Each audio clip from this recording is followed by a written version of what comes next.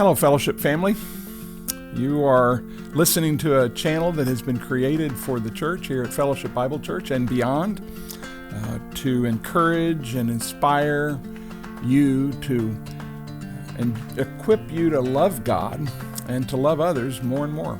I'm John Morrison, your host for today, and with me are Liz and Howard Green, two dear friends who have agreed to discuss some things with us related to this focus on identity, sexuality, and gender that we have been doing for the last number of weeks.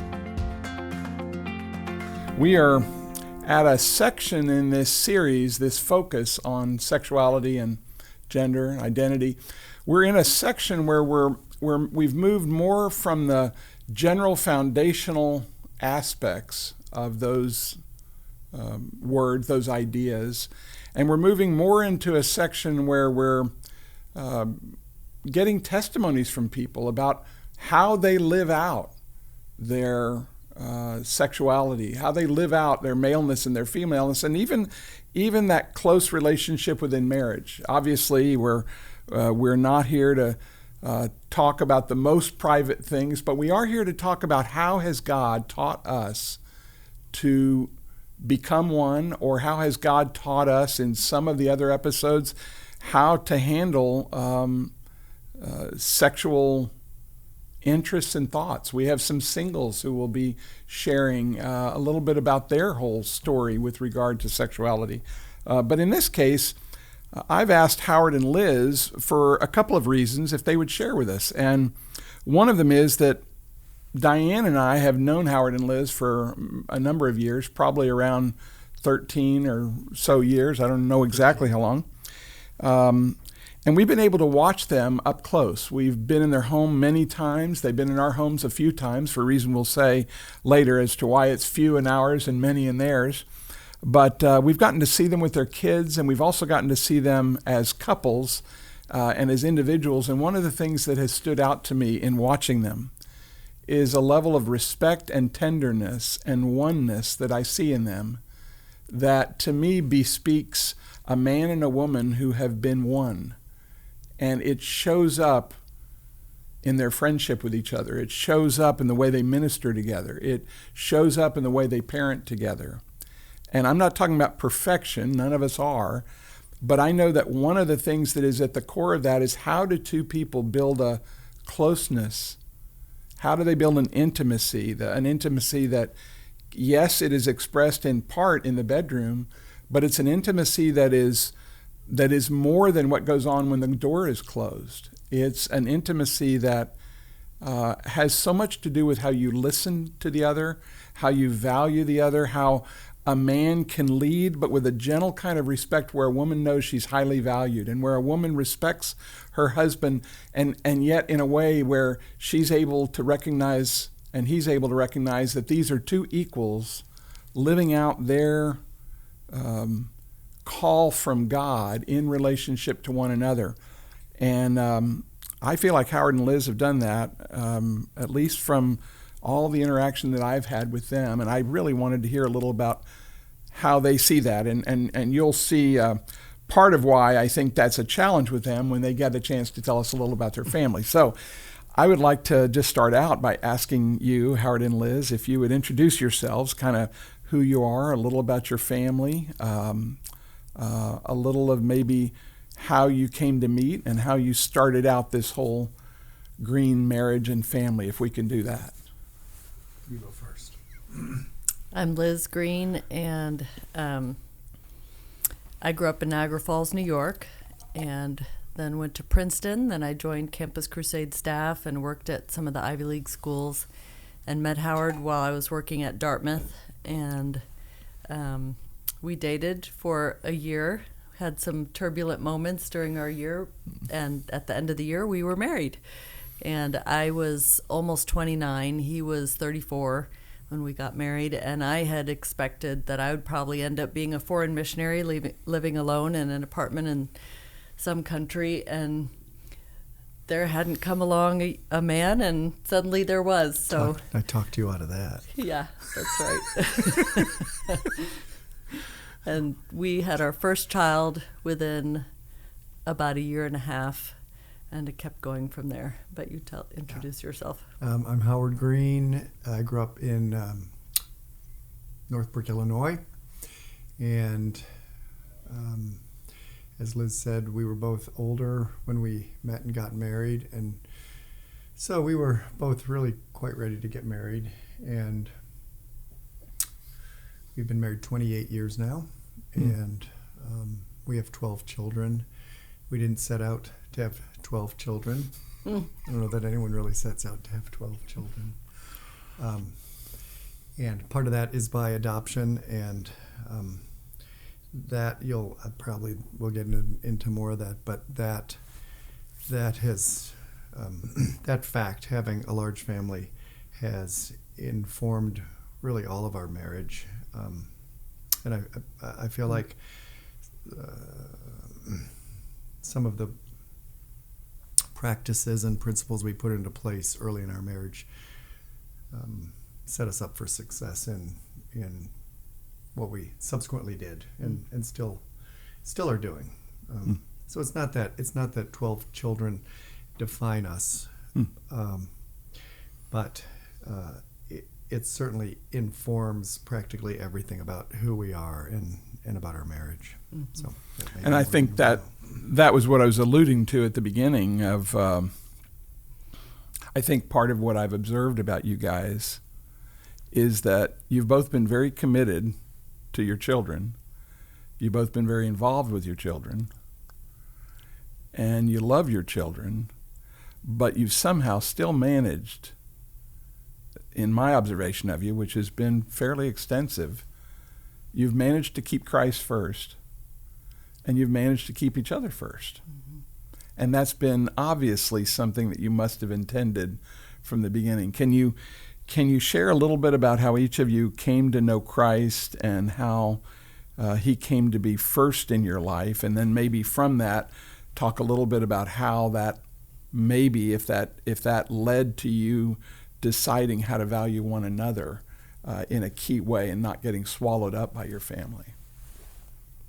Is that too much for one question? Okay. No, it's a lot. I'm trying to think about where to go. Why don't you go first? I was a pastor's kid. My dad was a Presbyterian pastor, and so I knew the Lord from before I can remember. I knew I already had faith in Christ when I was about 5 years old, and I became aware somewhere along the way that my name, Elizabeth, meant consecrated to God. At least that's what I thought it meant. And I always felt that I belonged to the Lord and he was mine. And foundational to our understanding of marriage were some books we read during our engagement. And one of those books was His Needs, Her Needs. And that was just so helpful to us because it helped us to realize, I think we already knew men and women were different, but some of the different needs that men and women have in marriage. And so often, I think, people go into marriage expecting the other person's needs will be the same as theirs. And so then they try to meet those needs, and they're meeting their own kinds of needs, but not their spouse's kinds of needs. And so that was a great book for us to talk through while we were dating and engaged, and has helped us ever since. My parents, I'd say, have a good marriage, and particularly my dad has always been very devoted to my mom and wise. My mom has been very loyal to my dad. So they had all kinds of things that came up, as all marriages do, but I feel like, and they're still married and still alive, so they love each other and are really kind to one another, and that was a good example for me. That's good. Yeah, in fact, I know your parents too a little bit, and when you say they're alive, she doesn't just mean that they're still vertical and that they haven't graduated to heaven. They're very much alive, and so you had a good example in so many ways with your mom and dad. 58 years they've been married. Wow, 58 years.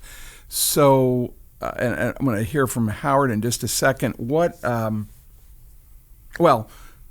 I'll leave it open in case Howard wants to respond right now or whether you want to go on at this point, Liz. But part of what I was wondering not only is how you came to know Christ and how he came to be central in your life, but at some point in here, how that became so central in your married life, because it's one thing for a person to determine that as a 13-year-old, as a 25-year-old, but when in our late 50s or our 60s, Christ is still central and Christ is still first. That has to be intentional. It doesn't happen accidentally. So keep that in mind. Whether I can talk about that. I stumbled into belief in high school when I was 14. I say stumbled into it because it certainly wasn't head knowledge. It was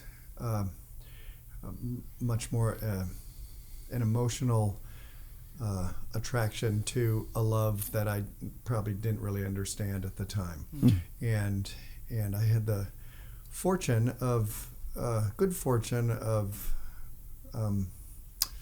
going through a number of years of I guess kind of searching and eventually building into a much broader and deeper understanding about what the gospel is, and in particular who Christ is, and coming to an understanding that he is indeed who he says he is, that he is the Lord of all and the ruler of the universe, and the one who created us and sustains us and is worthy of all that we are and have. And so because we got married later, I think Liz and I both had wrestled through a great many issues of the Christian life and Christian belief, and arrived at marriage at a point where we were both fairly mature in our understanding of who Christ is and what it means to try to live as he would have us live on a daily basis.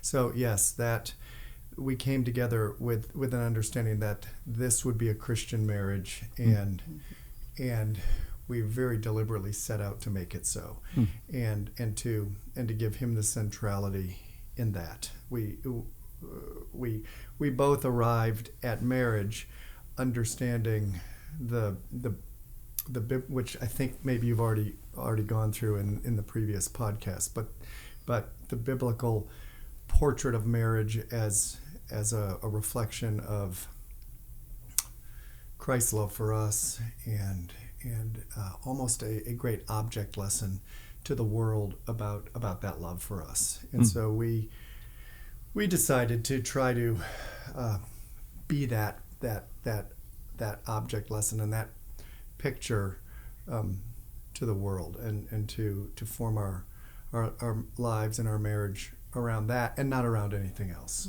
Not around career, not around and significantly not around children, not around family, but around who he is. Although all those things are peripheral, he brings orderliness to all those other things. So in a lot of ways, in your case, getting married a little later, at an average age of about 31 between you, that gave you an opportunity to establish Christ already at the rulership of your lives. And so already you were doing that individually, which was part of what you were probably both looking for in a mate. Right. And so once marriage started, it wasn't like we need to decide how we're going to do this. You had pre-decided that before you even met each other. So that's a certain advantage, I guess. I'd say so. That does not mean that I necessarily recommend that everybody get married later in life. I don't think that's realistic, and quite frankly, it wasn't all that much fun waiting that long. But it was, in a way, I mean, it was good. There was a goodness about it, and I don't regret it. I don't regret getting married later. Because then you would have missed me. I would have missed you. That's right. and I would have missed a great deal of the exciting and fun things I did when I was single. I did lots of neat and interesting stuff, which probably I wouldn't have been able to do if I'd already been married. Yeah. So Yeah. I don't regret it. Yeah. Now, I told you when I asked you if you all would be willing to share a bit about your life together in this series. Part of why I asked you was because here's a couple with 12 kids whom my wife and I know and love, homeschooling for many of those years, for most of those kids, a busy medical practice for Howard in terms of the work that he does as a physician, just a busy life that both of them share. And yet what I've seen with you guys is a certain sweetness. I don't think of either of you as sweet people. Like, that wouldn't be in my top 5 adjectives for either of you. That wouldn't be. But there is a sweetness about your relationship with one another. There's a fondness. I have witnessed it repeatedly. And in a variety of sitting over a dinner, I've seen it with you talking to each other and laughing, talking about difficult challenges that you face. I see a other-centeredness about both of you. Can you share a little bit about what are some of the things that you guys have done? What are some of the things that you have attempted to try to build what I would call an intimacy? We often think about sex, the act of sex, as the picture of unity. It's two people becoming one. And I've heard it expressed that it's both the result of oneness and a means of oneness. But what I've observed you guys in large measure experiencing life as one, even though your personalities are distinct, your gifts are distinct, your thoughts are distinct. I've still seen a oneness that I think God is trying to bring about through the sexual union. And so I guess what I'm asking is, what have you guys done over these past nearly 30 years to build oneness as a real adjective of your marriage that is pictured in sex, but is not all wrapped in sex? It's really wrapped in so many other things as well. So could you speak to that a little bit? Oh, I could say many things. Do you want to go first, or do you want me to go I'll first? start. Okay. Howard is my best friend, and he has been since we got married. And he's the one that I look forward to seeing the most, anytime, anywhere, any day. And I think sometimes moms can make children replace that place in their lives with their children. And I never wanted to do that because Howard has that spot of first place friendship for me. And so there have been various choices over the years. Of course, our kids are 9 years apart from the beginning to the end because of the 7 adoptions and the 5 birth children. They're all around the same ages. And so we've had very, very, very busy times. But we always have tried to make sure we touched base with each other in a personal way, found out about each other's days, about our frustrations and our joys and what had happened. And we also, not from the very beginning, but from pretty early in our marriage, get up in the morning to have a quiet time. And we have it at the same time. We don't study the same thing. We don't talk to each other throughout. We have our own times, but we have our coffee ready and we have our times. Sometimes we interrupt each other's thoughts. Sometimes we do, plenty. But we're doing it together at the same time, and that's been a really good start to our day. And we've also tried to do companionable things, which mostly, again, focused around the children through the growing up years. But we did it together, and I didn't ever take big actions in our marriage, whether it was financial or something with the kids, without talking with Howard about it because we were in it together. Well, nor did I. Right, but I'm just telling from my perspective. Would you guys like to have a little time together? Okay, go ahead. No, that was good. Yeah.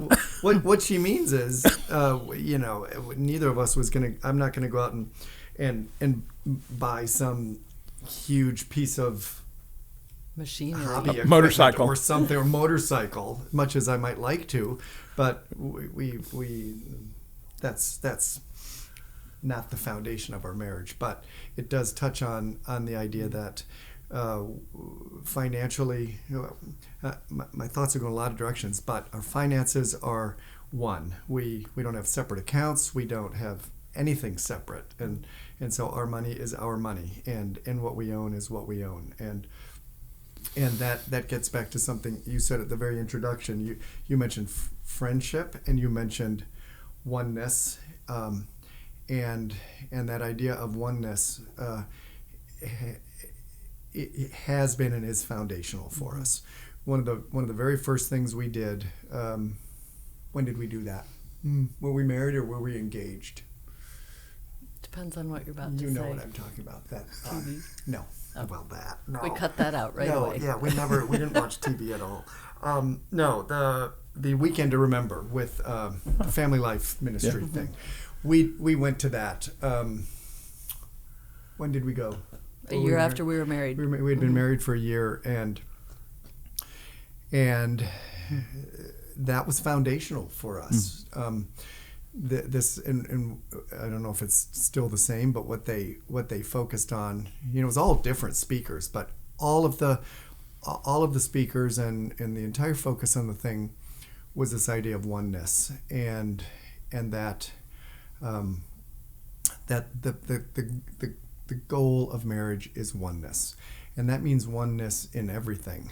And so our enduring image from that conference, one of the speakers said, your swords are always at any point either facing out with your backs together or facing toward each other as you're fighting each other. So at any moment, you're either moving toward unity or disunity. There's never a standing still time. So that's great. Yeah. So we are either both in this completely together, with a oneness in everything we do, but fundamentally a oneness in purpose. If we don't have a oneness in purpose, then what does the rest of it matter? So we have fashioned all of our decisions and everything we do around this idea of oneness. Are we maintaining relationship with one another? Are we fostering it? And what are some of the things you do to help make that actually take place? I mean, I know of a few, but what comes to your mind as things you guys do? Well, we just laugh a lot. We laugh a lot about practically. Howard's hilarious. We laugh about everything. Some might say to a fault. Sometimes we're a little too snarky and cynical, but even in that, we can recognize it, and you know all about that, and it's a lot of fun. And our kids most of our kids have inherited that snarkiness, and humor has played an enormous role in our lives and in our marriage. It's been a great gift, and I think we've given a great gift to our kids, because life is hard, and yet, even in the hardness, there's difficulties. There's almost always something to laugh about. Almost always. You can find something to laugh about, because life is hard, but it's also fairly ridiculous sometimes. And so if you can learn to laugh, and we laugh together a lot. And then we have fun. We just like to go do adventures and do fun things together. And so that means. So we did that a lot with the kids when they were younger. Are you guys still walking? I remember every night. Yeah. Every night we go for a walk. We used to as be much jealous as of much his as we older can. brother when we had young children, because we couldn't just go walking because our kids were young. We couldn't leave them at home, But we'd make sure they were in bed early enough so we could have an hour or an hour and a half just together before we went to bed. So sometimes we were just reading our own books, but other times it was a chance to talk. Yeah, those were some busy years with, as anyone with little kids knows, that when it's just so relentless, and so we always try to be very careful to carve out some time where you can just kind of breathe a sigh of relief and read together and just spend time. And then we go for almost every evening we go for a walk together. It's a habit, and the dog needs to go out, and it's a time to get some exercise, and it's always been a time to talk about just whatever, just talk. Time to talk. The walks are a time to talk. I think that part of what I've observed in knowing that about you is that there were decisions made a long time ago that enabled you to do that. Like, there are a lot of people who don't walk together or take time to talk in an intentional way on a regular basis, maybe because the busyness of their jobs, the busyness of their children, the busyness of their house responsibilities, the concerns of finances, all the things that all of us deal with, those occupy them. And it makes me think, Stephen Covey has these 7 habits of highly effective people, and kind of a theme of all of it is that you're either going to act on something or something is going to act on you. In other words, someone else is going to determine what you do, or you're going to determine what you do. You guys have done something to determine for yourselves what you're going to do, rather than letting life dictate everything, because it's not, you guys don't have a rosy colored life. You don't have a magic life where you don't have difficulties, but there is order. It makes me think about something we talked about in one of the early podcasts about the creation mandate. When God tells the man and the woman that he wants them to fill the earth and to subdue it and rule over it. And one of the things that we mentioned in an earlier podcast is the filling has to do with kids, and you've done your part. 12 kids, I think, qualifies. I think that's pretty good. That's the filling. But then the subduing is interesting, because the word specifically has to do with, the word subdue is very different than the word rule. Subdue has to do with subduing something unruly. It specifically means like an adversary. And so if there's something that's really out of order, you must dominate that, if you will, to bring it into order. But then the next word, rule, has to do with walking around and providing a dignified order.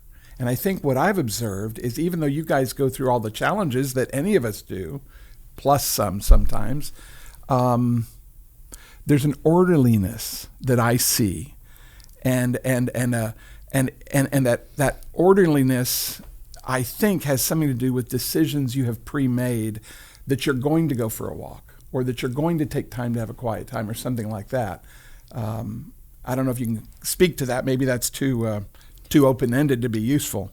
Well, I'm glad you brought that up, because I was thinking about that along the way, that there are things that we have chosen not to do that have allowed us to have the time to do things with each other. And so one of the early decisions, when he was in residency, we knew we had from 6 p.m. to 9 p.m. every evening, and that was it. That was the only time we ever had together, because he was so busy, and we determined no TV. We're not going to have a TV, and this will be our time together. And when there were women's evenings at church, I didn't go, because I wanted to spend that time with Howard. I had all the rest of the day to do the other things that needed to happen, so I didn't go shopping in the evenings and none of that. And so all the way along, we've made those kinds of choices. So where others might expect us to go be part of, especially at church, that I love women's ministry, and I've been involved in women's ministry, but not in the evening, because that's the only time I would have with him.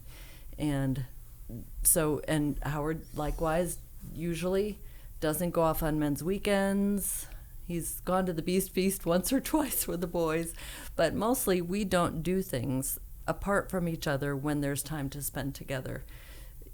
There are exceptions, but we mostly have focused on being each other's best friend, because just like children can take that place, especially for a mom, I think other women can take that place where you're talking more to all your friends than you're talking with your husband. And don't know exactly how it happens with men, maybe with work, that they, spend extra hours or whatever, but we've been careful to devote all the hours we could to doing things with each other and spending time with each other and saying no to other commitments. just think about that idea of orderliness. A couple of things come to mind. One is that I've grown in an understanding of marriage, and I think Liz has too, that when you get married, you or God with us is creating a new organism. It's a new organization. It's a new way of being, and it's not just. I've used this illustration with my kids. It's not just additive. It's not 1 + 1. That doesn't, because two friends are 1 + 1. Nor is it just one, because it's more than one. It's more either kind of geometric or exponential, and so the two of us together are more than each of us alone, and by that I mean I see things come out of our marriage that I almost kind of surprising. Where did that come from? How is it that God brought us together and has birthed a new being? It's a new entity, and so our responsibility in recognizing that is that we need to participate in that, and so there is this orderliness. There's in a way sort of a set of rules and like maybe boundaries that we determined we're going to live within these rules and boundaries as we form this new organism. And those boundaries and rules for children will become a source of security and safety, not necessarily fencing them in, but a sort of a I don't know the right word, like a sheepfold or a nursery maybe, or maybe like a plant nursery. A greenhouse. A greenhouse. That's a good word. The greenhouse. Am I making noise on the table? The greenhouse. So that within those that orderliness, there is room to grow and laugh and flourish, and kind of a place to allow for human flourishing, which is what I think God has for us. And I think He intends for marriage to be a vehicle to, not the only one, but a primary one to allow for human flourishing. And that really can only happen if she and I together determine that we're going to make it a place the best we can to allow that to happen. And so that orderliness, I'm kind of back to the oneness idea. We need to very deliberately subject all of our decisions and facing all the problems and challenges. Our lives are filled with problems and challenges, as everyone's, and you know some of them, and facing them together, and so it involves lots and lots of talking and some hand wringing and we know we're on each other's team first. And Yeah. so when we face problems with the kids or problems with in-laws or any of those things, we know we're on each other's team first. And sometimes if we get in a conflict, we remind each other, I'm on your side. Don't forget. Yeah, don't forget, I'm on your side. We're not enemies. I'm not your enemy. I'm not your, we're not combatants in, as unfortunately some marriages are. It's as if it's a cage match, and that's not really, probably not a really nice biblical picture of marriage. A cage match. We don't view ours that way. Rather, we are. I liked what you said about equals. You said at the beginning, equals. We are very much equals. I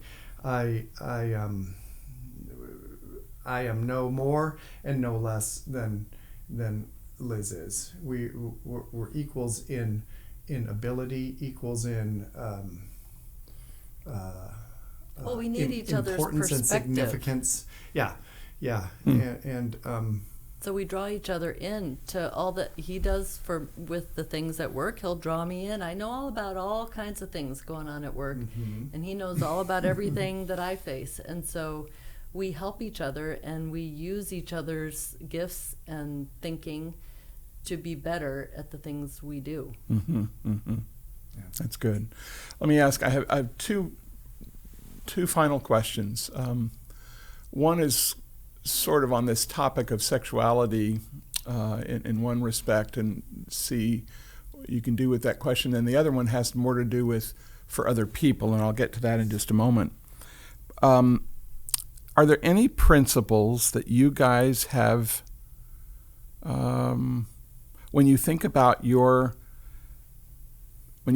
physical intimacy of all sorts, hugging, hand-holding, all the way up to time alone in the most intimate way, are the things that you guys have learned along the way that are principles or intentions or commitments or anything like that, that you can say, to whatever extent we've experienced oneness that includes our shared sexuality, here are some things that God has done with us to help us make that healthy. Here are some things God's done to make that sweet. Is there anything that you have learned along the way that's possible to share?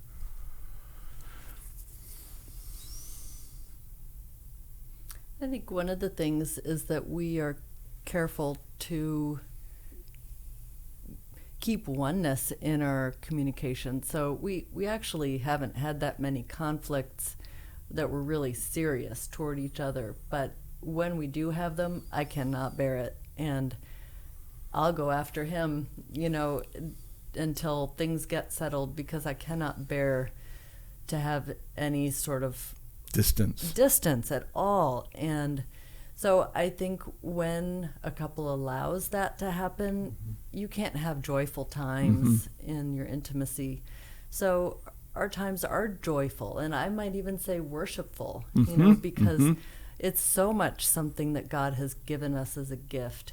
And so there's no dirtiness about it, none of that. It's all wonderful and joyful because we have such a lovely relationship, a lovely friendship, and we don't let darkness intrude. And when it does, we do everything possible to chase it away. Yeah, and maybe I'll say the same thing, but sort of differently. You can't have a nice sexual relationship if what precedes that is not joyful and friendly and honest. Yes, and honest and open, and it's not possible. Sex, I think, then just can become kind of mechanical and mechanistic and perhaps demanding, and we don't have anything like that. And I wouldn't want it. It would be unattractive and unappealing. And so in order to, I think, have a good and healthy sexual relationship, what necessarily has to precede that is good, open, honest, like all these things we've been talking about. Honest communication and keeping very short accounts and getting things settled and worked out, and also with an understanding. Liz kind of touched on this, and understanding that and this is not unique to me. We stole this from Eggerichs. What's that guy's name? Emerson Eggerichs. That she's a woman of goodwill, and I'm of goodwill, and two people of goodwill can and must work things out, and so keeping that means not keeping grudges and assuming things. It's so easy to, especially early in your marriage, it's so easy to assume things about the other person that are simply not right, and born out of a lack of knowledge and bringing your own upbringing, your own into your new expectations marriage. and your own background into the marriage. And this is getting a little bit off topic, but I think that's what the first year of marriage is essential to do, to accomplish those kind of deconstructing those expectations that we all bring to marriage, and with some really probably sometimes painful and tearful discussing. Why did you respond like that to me? Where's that coming from? And I think some marriages, they just never get beyond that. And being able to sort of open those little packages and say, that's not what you've taught us a lot about this, kind of talking about, communicating about the communication. When you said that thing, what did you mean? And then learning to listen. So I think the first, so certainly that has to go on all through marriage, but certainly in the first year, learning to kind of unpack what you brought with you. It's like, oh, here's this unattractive box. Let's take a look in here and see what it is and do away with it. But back to the whole sexual life together, what must precede it is a very deliberate understanding that we're going to keep short accounts. We're going to talk about everything. We're going to be united in everything, in purpose, in child rearing, in money, in how we spend our money, how we spend our time, in hobbies, and then all of that comes to bear. And I agree with you. Is sex the outgrowth of that? Well, yes, but is it also a necessary ingredient into all that? Yes, I think it's both things. Yeah, that's really good. Well, and can I say one more personal thing? Please. I think, and because sex is done with our bodies, it's something that we have thought about and talked about through our whole marriage, with pregnancies and all that kind of thing, how to please one another bodily and to look nice and to be pleasant in the way we attract one another in our physical way. And so that's been something we've not just spiritualized. Well, if we have harmony, all will be well. Well, it's important to make sure you're being careful to think about the preferences of the other and to remain attractive to your spouse. It doesn't mean attractive like a movie star, but attractive to your own spouse. And to talk honestly about that. What is there a hindrance in the way I'm keeping myself? I don't think we're attractive like movie stars. I'm not. Well, in a way, it does make a circle, and it brings back to the last question, because what I wanted to ask at the end, and I'll give a prelim to it here in just a minute, but what I wanted to ask at the end is, if anybody was listening and saying, they have a little something that I would like more of, something they're talking about. It's not unique to you guys. You guys are living out something that you've learned from what you know of God. I mean, everything I've heard, to me, I feel like if we went back and we took everything that's been discussed, we could find Bible verses that point to, either by command or by illustration, virtually everything you have said. So it's just a biblical way of being, and by God's grace, He has given you joy in that. I mean, that's His kindness. But if you were talking to someone who is in a position where they'd say, we're just not there. We don't have that level of oneness. We don't have that level of friendship. We don't turn off the television or not have one. We're not one on finances, or all the things that all of us have seen in our own lives, as well as people we've ministered to. Is there anything succinct? Is there any one or two brief things that you would say to say, if one of the things you want is the kind of oneness that God has called for in the Bible, and that we've been trying to learn ourselves over the last 30 years, here are one or two things that I would encourage people to do to pursue that. Anything you would say along those lines? Well, I guess the first thing I'd say is focusing on the sexual relationship is the wrong place to start. That's going to go nowhere. And by that, I mean these things we've been talking about. What must precede that is an honest and open relationship. And And so the thing I would say, and you may say something different, is that's going to require taking a risk, and on the part of one or both partners. And the risk would be being willing to tear off a scab, and it's going to require entering into some pain and getting into some honest communication, probably sometimes about years of pent-up frustrations and hurts and undealt with insults and probably some absurdities that should have been dealt with a long time ago, and so being willing to speak up and say, I want to change this. Let's help me to understand why we're here and how we can make this better. I guess that's the place I would start. What do you say? Sometimes I think having a good marriage means bringing, just like what you said, bringing everything you know about the Lord and His Word into your relationship. And so sometimes you've let your openness and your humility before God go.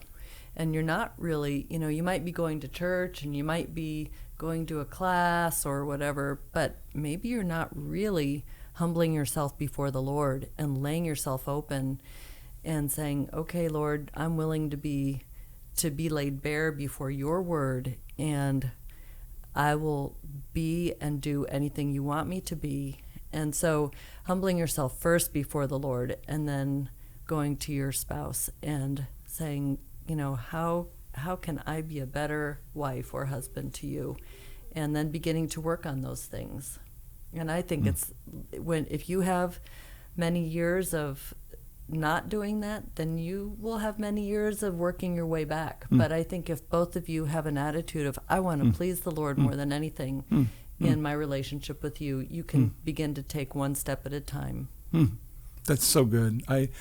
I think those 2 points together are so good. If you think about, I need to be honest before God and humble before God to ask Him to show me what He needs to show me that I may have turned a deaf ear to, or that I might have not have known.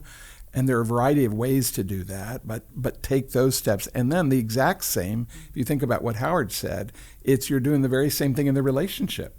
You're humbling yourself. You're being open to helping me see what I haven't seen. And in both cases, you're taking a risk. When we humble ourselves before God, we're taking a risk because He might direct us in a direction other than what we had instinctively wanted. And if we do that before another person, the same thing happens. But what we're really doing is we're saying, I don't have this all figured out. I require the Lord to open my eyes to what I don't know, and I require another person so that we can be more of what Howard was talking about, that new entity. Because many times we're so fearful of losing the entity we were before we were married, all the things we hold dear, that holding on to what we were before becomes more important to us than the new entity of oneness that God holds to much more advantage. God holds that one. He doesn't say there is no husband. He doesn't say there is no wife. He just says that the husband and wife are now one. And in His mind, I take it that what that means is oneness comes first. Our oneness with the Lord first, but on earth, our oneness with one another comes first, and then we look at what God is doing in us. So I love those 2 comments that you made, and it made me think when you were speaking, both of you, I thought it was like a red flag. I thought after this series, after the Focus series, I hope we can maybe come back together 2, 3, 4 months down the road when we're planning to do a series of other podcasts that are more like implications of some of these things, and maybe flesh that out more. If you were to imagine sitting across from a couple who was in that place, how you would do the 2 things you just said. So kind of let's make that a bookmark, and let's see if the Lord might have us do that down the road. Okay? Yeah. Thank you both very much for sharing with us, very much. And thank you for being with us for this podcast on the living out of sexuality, in this case, in marriage, of a couple lived almost 30 years, of a couple with all the normal things that people run into, and at the same time, not only children, but lots of children. And how do we somehow make Christ come first and the oneness come first? I just thank you guys for the example you are to me and the friends you are. So God bless you guys. And let me let you know, if you're listening, these podcasts are available on video on YouTube. You're welcome to look on YouTube if you'd like to see these things that you might have been listening to. And on top of that, those of you who have questions that you would like to send forward that we can be answering over the next few months during the focus, there's a place on the church website, fbcva.life. There's a place on that website that enables you to link up questions you have related to this whole series on sexuality, so that those of us who are trying to minister during this time can maybe interact with you about that. So please take that to heart. Thanks for being with us.